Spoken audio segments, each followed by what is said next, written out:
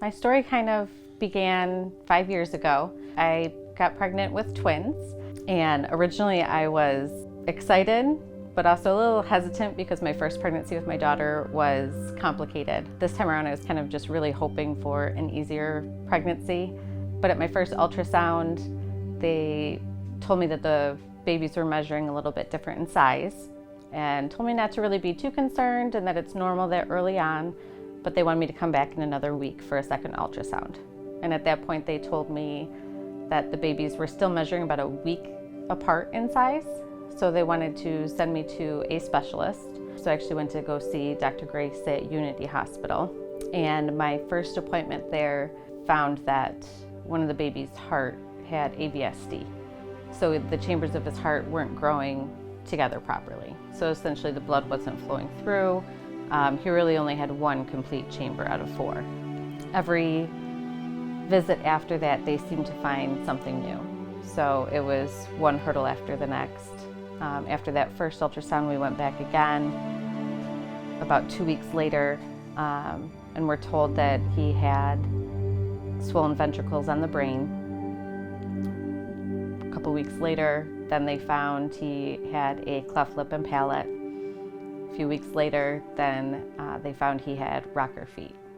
It was a very difficult time for us, but with all of these things kind of working against each other, the hope was kind of diminishing for us along the way. Dr. Grace had decided that it was probably best for me to transfer to a doctor with Strong Hospital, just because of all the complications that Joey was facing and complications that I was probably going to face myself too, due to all of his birth defects. So I transferred to another doctor at Strong and started going there for ultrasounds every week to 2 weeks. And I started having some very strong pains, like contractions that would last for minutes on end. And by the time I would go to the doctors, they couldn't see anything wrong. He kind of stayed the course with those same issues that Dr. Grace discovered.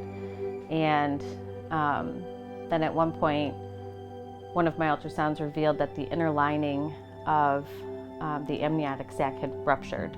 And that was at about just before 24 weeks. And 2 days later, my water did break. So I ended up going into Strong, where I stayed for 5 weeks, being monitored. There was a placental abruption too that occurred when my water broke. So I would have bleeding episodes where I would get transferred over to the triage to make sure that the babies were okay, that I was okay, and tried to keep them in there as long as I possibly could. And then at 29 weeks, I went into labor, and they tried their best to stop it, pumping me full of medications, and we thought that they had done their job. My contractions slowed down, but then as soon as they sent me back to my room and took all the IVs out, my contractions came right back full force, and the doctor came in and found that I was 5 centimeters dilated already, and they rushed me into the OR for an emergency C-section. And Joey was born first. They rushed him over to be with the nurses to try and at least make him comfortable. We had decided because he was so small, there wasn't going to be any possible way that he could have any of the surgeries that, could keep him alive. And the one thing that kind of sticks with me is one of the nurses, when they brought him over, she had kind of tears in her eyes, and she was like, I couldn't get a tube in because of his cleft lip and palate. There just wasn't enough room.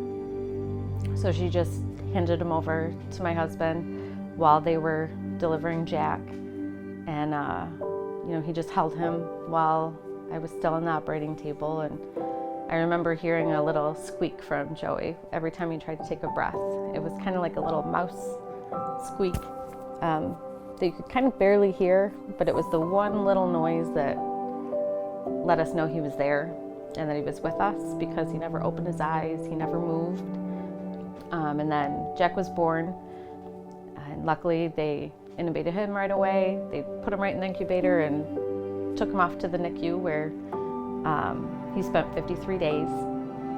And he was kind of the rock star of the NICU, just kind of grew big and strong, learned how to breathe on his own, learned how to eat, and now he's just turned 5 years old and has no issues whatsoever.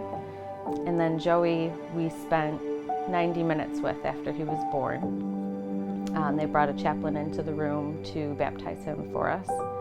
So we got to hold him and pray over him and talk to him.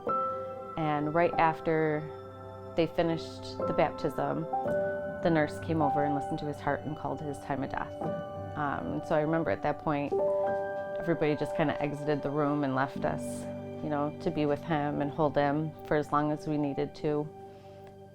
The one thing I kind of remember and tried to tell myself is that he made it as long as he did because he had a lot working against him to really save his brother.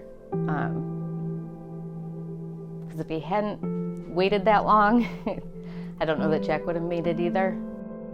So today we visit his grave all the time. Jack, every time he has, a milestone or something important, he always wants to go visit. So we visit on holidays. We visit him on their birthday every year. First day of school, Jack always likes to go and tell him all about his new teacher. This year he had to tell him what kindergarten is like and how cool it is and all about his new friends. Jack also came up with a story that we like to kind of make up stories and write them down called The Adventures of Jack and Joey. Jack and Joey the firefighters, and Jack and Joey, the policemen and the construction workers. So that's his way of kind of keeping him with him all the time and imagining what they would be doing today and how he would play with him and what stories they would tell together.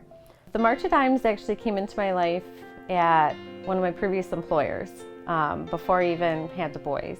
One of my old coworkers had a granddaughter that was born with a heart condition, so she started a team. And I used to actually walk with her every year. And then the year that I had the boys, we created our own team, Jaywalking for Jack and Joey, and we've been walking as our team ever since. Started out really just a way to get our friends and family together and to celebrate Jack and all of his milestones, and to remember Joey. It's easy for us internally, our family, to talk about him, but to make sure that everybody around us remembers him too is important, for my kids especially. I think the March of Dimes is important because the money that they raise is really doing a lot for research to help babies be born healthy. One of the medications that my son was given when he was born was funded by the March of Dimes, and that helped his lungs develop so that he could get off of oxygen and be able to breathe. And that's one thing that I didn't know at the time, but as I got more involved with the March for Babies and fundraising, and people always ask me well, where's my money going? And I had to answer those questions, and I had to do my research and figure it out. And it's oh my goodness, they raise the money to fund these things that doctors locally are using to save these babies' lives. And the more that they raise, the more work can be done, to help moms have healthier pregnancies that could avoid premature birth, that could avoid these babies having to even be in a NICU, fighting for their life. So the more that can be done in advance could solve these issues. So I think making sure that they can continue to, fight for babies and fight for the moms and have resources available to just help everybody navigate those kind of situations is important.